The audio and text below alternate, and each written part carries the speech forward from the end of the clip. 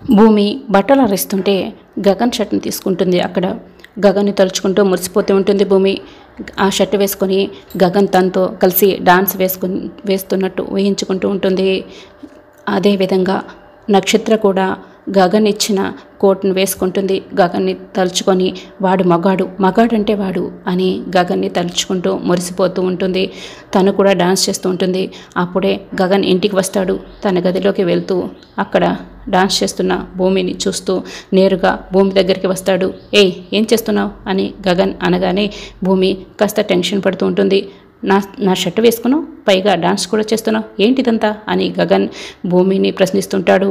దాంతో భూమికి ఏం సమాధానం చెప్పాలో అర్థం కాదు. వెనక్కి తిరిగి ఉంటుంది.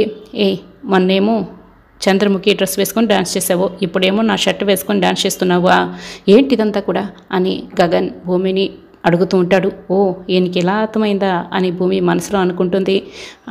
అమ్మ అర్థమవుతుంది, చెల్లి అర్థమవుతుంది, ఆఫీస్లో అందరూ అర్థమవుతారు, కానీ నా మనసు మాత్రం ఈయనకి అస్సలు అర్థం కాదు అని భూమి అంటూ ఉంటుంది.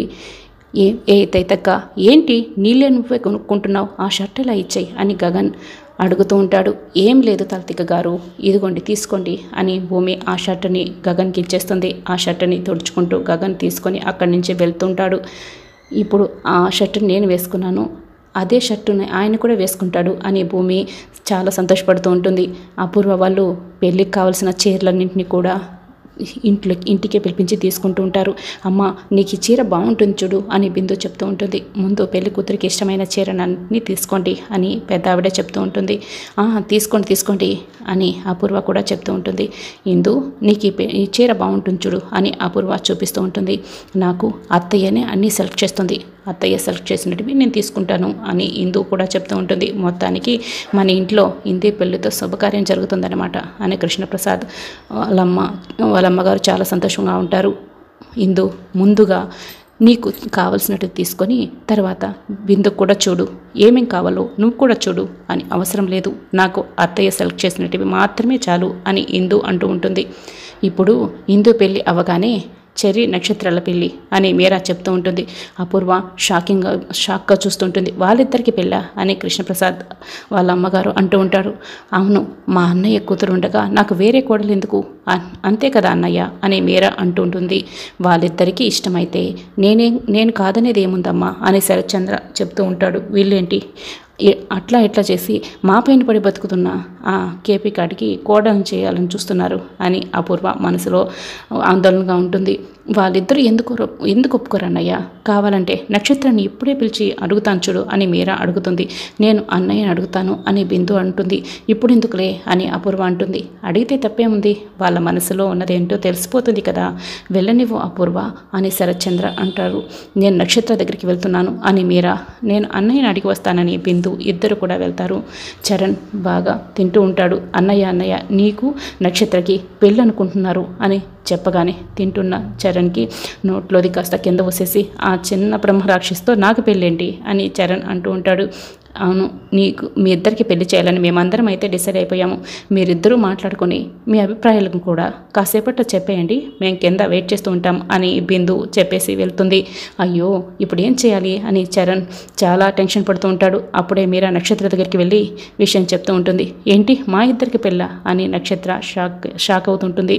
అవునమ్మా, మా అన్నయ్య కూతురు నువ్వుండగా నేను నిన్నే కోడలుగా తెచ్చుకుంటాను, కానీ వేరొక అమ్మాయి నాకెందుకు, కాబట్టి మీరిద్దరూ మాట్లాడుకొని మాకు కాసేపట్లో అభిప్రాయాలు చెప్పేయండి, మేము ముహూర్తాలు పెట్టేస్తాం అని మీరా చెప్తూ ఉంటుంది. ఇద్దరు బాల్కనీలోకి వస్తారు. విషయం అర్థమైంది కదా అంటే, అవును, నాకు బిందు చెప్పింది అని చెర్రీ అంటుంటాడు. నాకు అత్తయ్య చెప్పిందని నక్షత్ర చెప్తూ ఉంటుంది. మరి ఈ పెళ్ళి నీకు ఇష్టమేనా, నన్ను పెళ్లి చేసుకుంటావా అని నక్షత్ర అంటుంది. చిచి అని చరణ్ అంటాడు. మరి నీకు ఇష్టమేనా అని చరణ్ అంటాడు. నాకు ఇష్టం లేదు అని నక్షత్ర అంటుంది. నువ్వు ఎవరినైనా ప్రేమించావా అని చరణ్ అడుగుతాడు. నక్షత్ర సిగ్గుపడుతూ ఉంటుంది. అవును, నాకు అర్థమైందిలే అని చరణ్ అంటాడు. మరి నువ్వెవరైనా ప్రేమించావా అని నక్షత్ర అంటుంది. ఫస్ట్ లేదని చెప్తాడు. మళ్ళీ చరణ్ కూడా సిగ్గుపడుతూ అవును అని చెప్తాడు. నాకు అర్థమైందిలే, మరి మన ఇద్దరికి ఈ పెళ్ళి ఇష్టం లేదు కదా, నువ్వు వెళ్ళి వెంటనే ఈ విషయం చెప్పేసాయి అని నక్షత్ర అంటుంది. నేనా ఇప్పుడు వెళ్ళి చెప్పాలా, నేను చెప్పానే అనుకో ఒక పెద్ద రౌండ్ టేబుల్ సమావేశం పెట్టి నా తాట తీసేస్తారు అని చెర్రీ భయపడుతూ చెప్తూ ఉంటాడు. నువ్వు వెళ్ళి చెప్పు అని చెర్రీ అంటాడు. నాదే అదే పరిస్థితి అని నక్షత్ర కూడా చెప్తూ ఉంటుంది. మరి ఏం చేద్దాం అని ఇద్దరు ఆలోచిస్తూ ఉంటారు. ఇద్దరు కలిసి వెళ్ళి చెప్దాం అని ఓకే ఓకే అనుకుంటూ ఇద్దరు కిందకి వస్తారు. ఇద్దరు కలిసి కిందకి రాగానే ఏంటి వచ్చేసారా, త్వరగా శుభవార్త చెప్పండి, అందరి నోళ్ళలో తీపి చేయాలి అని మీరా చెప్తూ ఉంటుంది. అప్పుడే ఇద్దరు ఒక్కసారిగా మాకు ఇష్టం లేదు అని చెప్తారు.